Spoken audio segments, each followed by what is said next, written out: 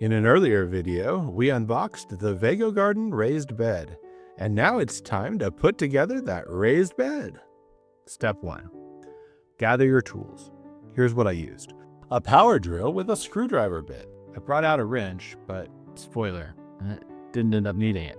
A few flattened cardboard boxes to line the bottom of the bed, and well, that's really about it. Next, unpack the parts from the kit. The kit comes with a bag of hardware. You get bolts, standard nuts, and cap nuts, 2 different types. They also include a little socket wrench, which is actually pretty handy, and why I didn't need the wrench.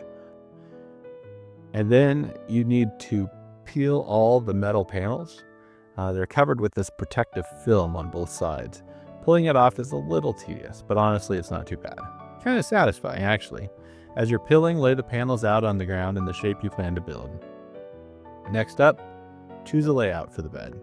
It comes with various layout options.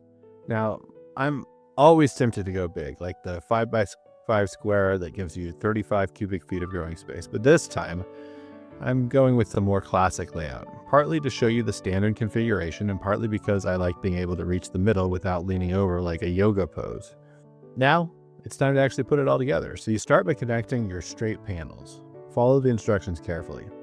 You use the cap nuts on the top 2 rows and the standard nuts for the rest. It's a bit of a balancing act at first, panels tipping over, hands full, but once the straight sections are up, adding the curved pieces is much easier. The flat panels help stabilize the whole structure.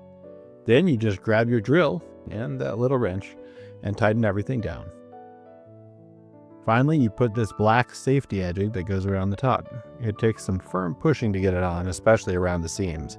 My thumbs are a little sore after doing it, I'm not gonna lie, but it's totally doable. Working solo, this took me about an hour and a half. With a helper, you could probably knock it out a lot faster, so that's the build.